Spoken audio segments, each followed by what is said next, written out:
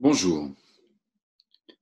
Il y a quelques jours, nous avons publié avec mon collègue spécialiste en gestion de crise et criminologue Alain Bauer un article dans Les Échos consacré à l'apprentissage du travail en univers Covid-19. En effet, nos recherches menées avec nos équipes du Conservatoire national des arts et métiers ainsi que de l'Institut de socio-économie, l'Institut ISEOR, montrent que le déconfinement tel qu'il se présente, et tel qu'on peut le voir d'ailleurs émerger dans les pays qui ont confiné, va engendrer un certain nombre de coûts, dont de nombreux coûts cachés, que nous avons, dans un premier temps, évalués. Alors ces coûts cachés, d'ailleurs, sont dans la continuité de coûts cachés du déconfinement. Le déconfinement avait été évalué en termes de coûts visibles, c'est-à-dire les coûts enregistrés par les systèmes d'information comptable à 3% du PIB annuel pour un mois de confinement par les institutions économiques classiques, l'INSEE, la Banque de France. Mais bien entendu, à ce chiffre, c'est une fourchette basse, à ce chiffre, il faut ajouter les innombrables coûts cachés engendrés par la situation, coûts qui ne sont pas reflétés, qui ne sont pas enregistrés dans les systèmes d'information et que de nombreux experts comptables et autres collègues du chiffre ont observé, par exemple, les surtemps d'utilisation des systèmes d'information pour le télétravail qui demandent un temps d'apprentissage, les bugs informatiques générés qui engendrent des pertes de temps, le surabsentéisme lié à la maladie, et également au risque psychologique, également au droit de retrait, et bien entendu les annulations, les suspensions de négociations commerciales qui auraient engendré dans un contexte normal des ventes de produits-services et donc qui ne seront plus faites à terme.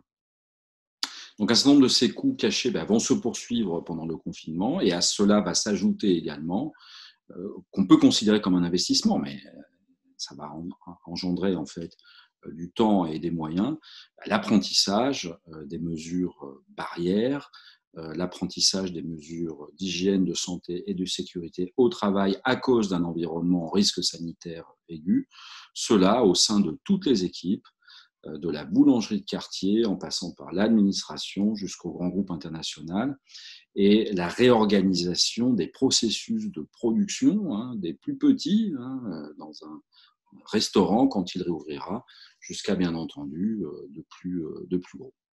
Alors nous avons bien entendu donc chiffré ce coût du déconfinement et nous l'avons estimé sur la base donc, de nos observations et puis de la théorie des coûts performances cachés, théorie fondée sur les observations de terrain, à au moins 2% du PIB.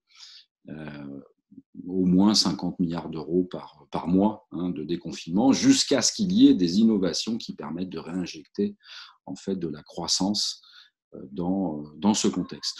Ce qui fait qu'au bout du compte, quand on ajoute le confinement, le déconfinement, d'ailleurs nous arrivons, nous, dans nos travaux, à des fourchettes basses de 6, 7, 8% de décroissance sur l'année. Mais pour nous, il faut aller jusqu'à des fourchettes hautes de 14, 15% si effectivement les coûts cachés additionnels se multiplient. Alors, que peut faire l'expert comptable dans ce contexte? Il peut faire plein de choses, en particulier selon nous deux. La première, c'est d'initier, de réactiver la réflexion sur l'investissement formation, sur l'activation de l'investissement formation dans les bilans de toutes les entreprises. Car enfin, la formation à l'hygiène, santé, sécurité en univers Covid, que toutes les entreprises et organisations vont être obligées de déclencher. Sinon, elles ne réouvrent pas de toute façon.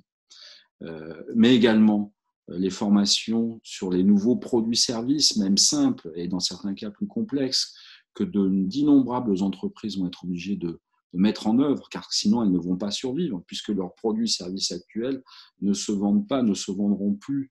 Tant qu'on nous serons en univers Covid, nous pensons bien entendu au secteur de l'événementiel, au tourisme, au secteur de l'aéronautique, ils sont innombrables.